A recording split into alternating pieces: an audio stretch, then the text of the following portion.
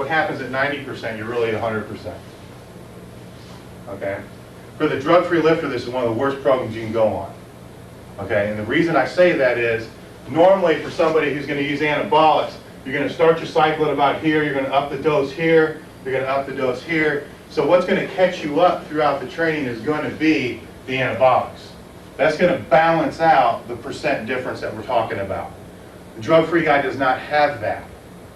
So the drug-free guy, either his strength has to come back up real fast down in here without overtraining, or he's going to get down here where he's doing fives, and he might, say if you're scheduled to do 5 sets of 5, you might get 1, 2 sets of 5, a set of 3, a set of 2, and then just call it a day. Or if you're scheduled to do heavy triples, 3 sets of 3, you do the first set, your head about pops off, so you just call it a day, and you don't do the second 3 sets, or the second 2 sets. So that's the first problem. It's a percentage-based program. It's the percentage of success with the type of program is terrible. Okay? You're either going to end up missing your lifts, or you're going to be smart enough to set that percentage and to set that max at something you know is reasonable, and then jump it halfway through. But then what you end up doing is tripling 96%, going to a meet and not being able to single what you triple because you peaked too soon. Okay, that happens a lot of times. Okay, the other reason that happens is when you go through a cycle such as this, you have all your accessory work up in here. And then about week 8, 9, 10, or even in here somewhere, you're going to start dropping your supplemental lifts. All right, because you're supposed to peak now. So you're going to drop out your extensions. You're going to drop out your lat work. And you're going to stick with just squat, bench, deadlift, maybe a couple other things.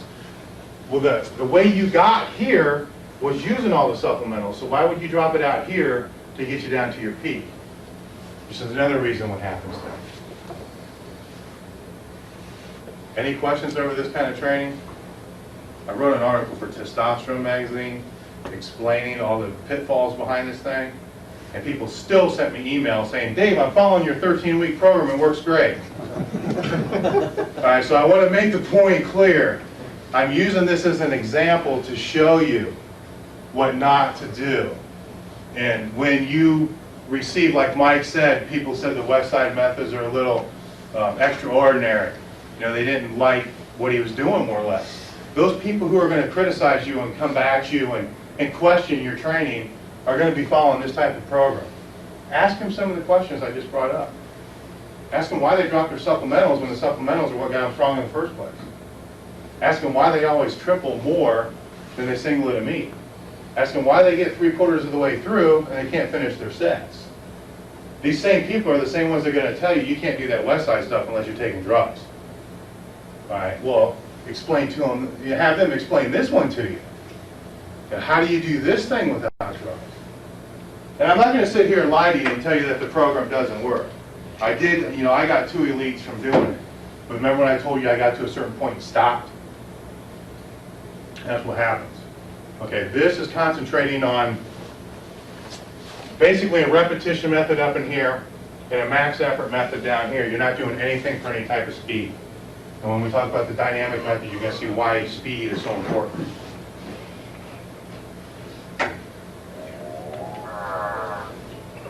This is just a general outline of a Russian philosophy of training that I put in here. And I put it in here because it kind of brings it all full circle.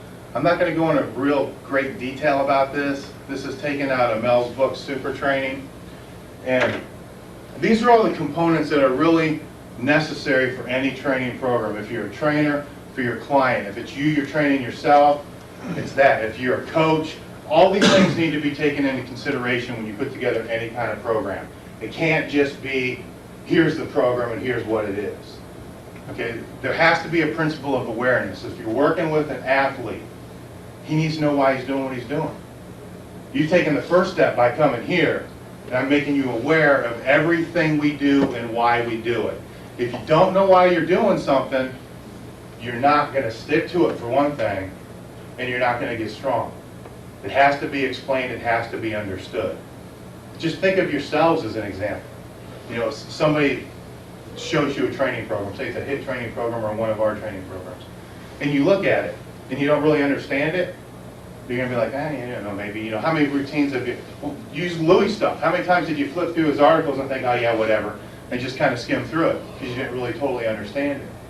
Now, if you were the coach, what do you think your players are going through? You're just telling them what to do. For a player to get strong, and trust me, football players can get real strong doing this stuff, and I'll also be the first person to say football players are the weakest athletes I've seen in this country. Okay, all you guys have trained in gyms your whole life. Come springtime when all the ball players come in, who's the weakest guys in your gym? Compare them to your bodybuilders and your powerlifters. Why are they so weak? They train. Is it because they don't understand how to train? That's not been taught to them the right way they're supposed to train? Or their coaches don't understand what they should be doing? Why hold these guys back? In the article I wrote about genetic ability, I kind of criticize powerlifters in a way, and it's not criticizing them. I'm just saying that most powerlifters weren't good enough to play Division I football or in the NFL, or they're already retired, or they're past their prime. How come we're so much stronger than the genetically gifted athletes?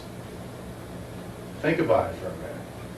Okay, a lot of these things come into focus here. Principle of all-around development. The program has to be centered around all physical abilities.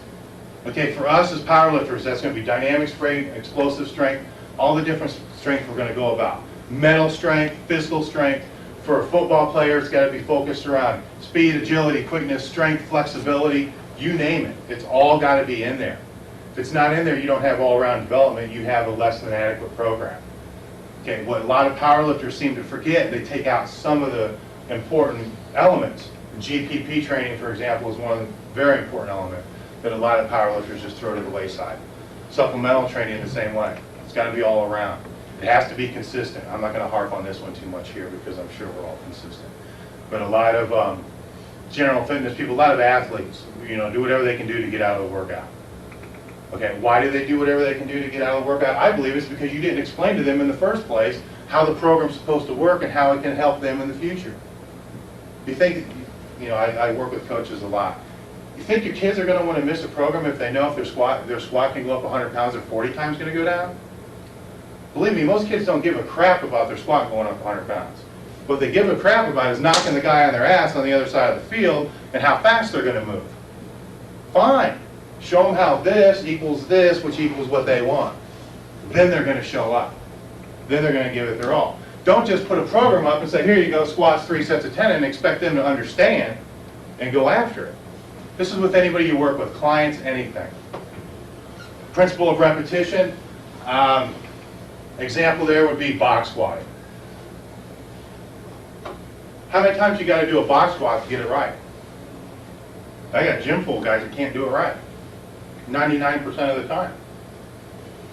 When a plane leaves California to go to Hawaii, it's off track 98% of the time.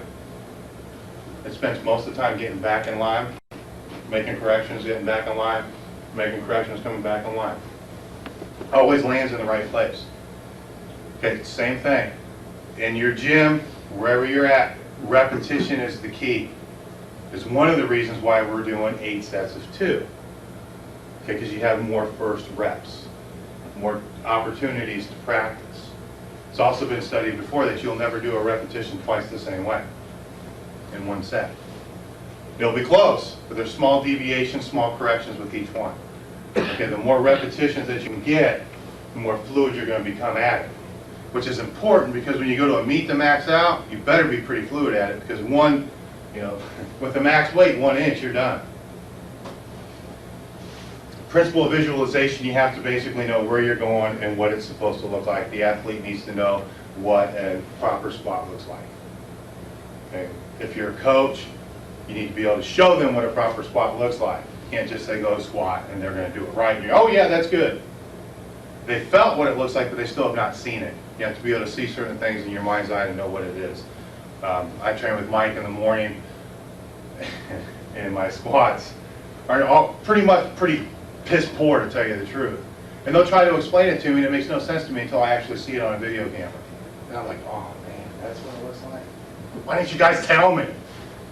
You know, so you have to be able to see it as well. And the program has to be specialized, individualized, and structured, which is getting into some of the things that we're looking at that you were looking for.